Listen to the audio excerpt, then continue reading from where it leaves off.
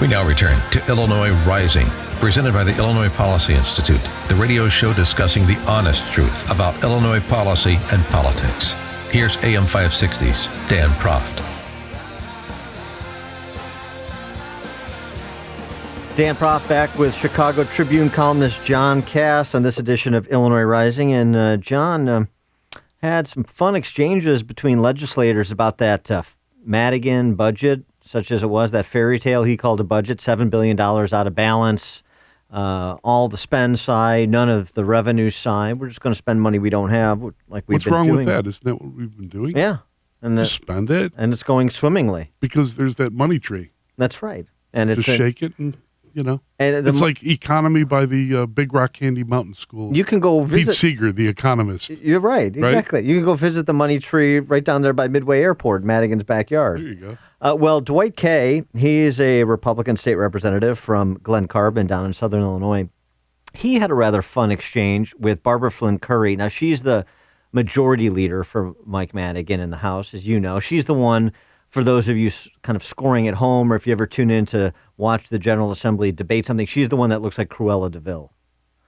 Barbara Flynn Curry. Yeah, I guess so. Or maybe she might live in a little hut in the forest with chicken feet, and it moves around. Okay. You say, turn around, little house, turn around. Right. So that's Barbara. I know these ways. That's Barbara Flynn Curry. Dwight Kay also in his real life is a manufacturing company executive. So after they presented the budget, the Madigan budget, and gave the members of the House a full 2 hours to review the 500-page document, Dwight Kay skipping through it and just asking Barbara Flynn Curry, the Chicago Democrat majority leader in the State House, some questions about some of the line items, and that was this exchange. Leader Curry, I believe you were presenting the bill yesterday, so I'm going to page 7, and I'm asking, when you have a state that's penniless, why you'd be looking at a pilot program at this point in time for $2,600,000. Because it has value.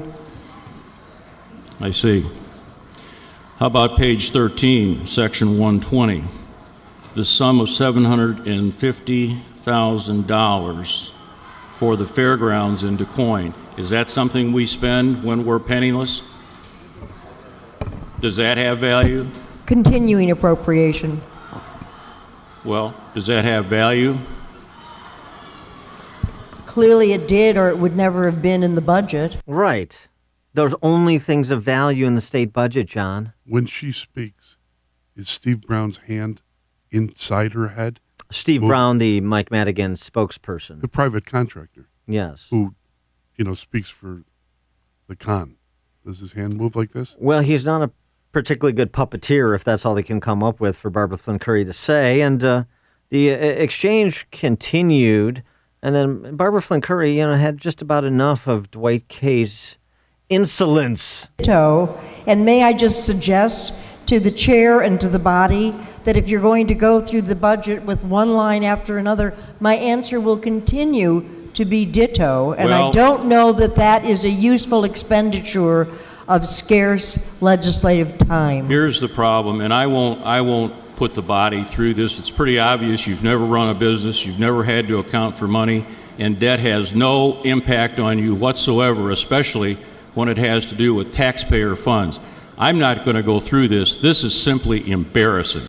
Yeah, ditto. She's a ditto head. You are for wasting, Mike Madigan. Sir, I'm spending money we don't have in the billions, and you are wasting my time by daring to ask me about it. That's right. How dare you, sir? Well, wasting the time of this good body that has bankrupted this state. That's right, and it's, I think tongue lashing is in order for Dwight Kay. Unfortunately, we're lucky to have Dwight Kay on the line. State Representative Dwight Kay, Republican from Glen Carbon. Thank you for joining us. Absolutely. My pleasure. How dare you? What do you think you were doing asking Barbara Flynn Curry about this line item in the budget and that line item in the budget? She doesn't know what those things are. They just have value. Well, Pete, she didn't know how much value because I didn't get too many answers as to what value meant or what line items meant in that budget.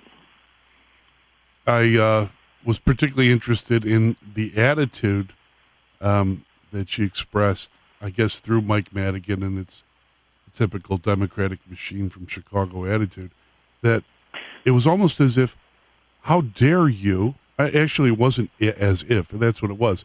How dare you waste our time asking us about spending money we don't have? Yeah. What's the Yeah, problem? well, you hit the nail right on the head. I think anyone who listened to that floor debate either thought she didn't understand her bill, or she totally disrespected the process of a budget review, because as you recall, on the floor, she told me that the General Assembly, mind you, those are the people in the body sitting on the floor to hear bills, had no time to listen to line item reviews of a budget, which, by the way, is $7 billion over budget, and in my view, probably $14 billion, which I can assert. Yeah, I think it was pretty clear how dismissive her attitude was, and it's reflective of the supermajority of Democrats in the House, lorded over by Mike Madigan, when she just said, whatever you say, I'm going to say ditto. That's not much of a dialogue between legislators, is it? Well, it's certainly not the way the process is meant to work. It's supposed to be deliberative and thoughtful with responsible answers. And certainly when you come to a state that is penniless and you have a budget that is way blown out of proportion in terms of what can be afforded and what is really necessary in this budget at the present time, I thought the answers were irresponsible, let alone dismissive, because she was saying she's more important than any other legislator in that body, and she's more important than the constituents of the state of Illinois who paid the bills. The problem that many have in this state is that they're mistaken in thinking that Mike Madigan can be defeated in his own district. I've been suggesting for quite some time now, years in fact, and others are, that a vote for a Democrat in the state house is, no matter where you live, in the suburbs, in downstate, anywhere, is actually a vote for Mike Madigan to maintain his power over the state as Speaker. Hasn't the direction or the impetus has to change? Doesn't it have to change so that people understand? If you vote for, even there are good Democrats, smart people, wise people, but they vote for Mike Madigan for Speaker. Well, and again, I got to just be very candid with you. There are some very good Democrats. There are very good Democrats in my district, and there are very good Democrats in the General Assembly. The problem is these very good Democrats are afraid to take on their leadership, and I'm talking about the Speaker, needs to leave. For the good of the state, he needs to leave, because we have competent people on both sides of the aisle who can put together a responsible budget and who don't mind getting up and debating line item insertions into a budget, because everyone understands that it's a crummy budget that we passed. In fact, it was so bad, it was deemed so inappropriate, the Senate defeated 2048, which is the budget that Leader Curry didn't want to answer too many questions about. So yes, there are good Democrats, but for the fact that we have Mike Madigan sitting where he is, we could get a lot done, and it would be positive. I wanted to tackle another issue before we let you go, State Representative Kaye. This is a proposal that you made to dissolve East St. Louis Township down in southern Illinois. And the reason this is important, not just locally, but statewide, is because part of Governor Rauner's turnaround agenda is local government consolidation. We have more units of government than any other state in the country by a wide margin, and that creates layers and layers of bureaucracy and layers of taxation. And so your proposal to dissolve East St. Louis Township, the thought behind it and how it's been received. Yeah, well, two things happened. 2 years ago, I filed a bill to dissolve the election board, and that went absolutely nowhere for political purposes. So most recently, I filed a separate bill to dissolve the township board. And it has real merit, because the township board in this particular township does absolutely nothing. They don't fix roads. They don't have any territory to maintain.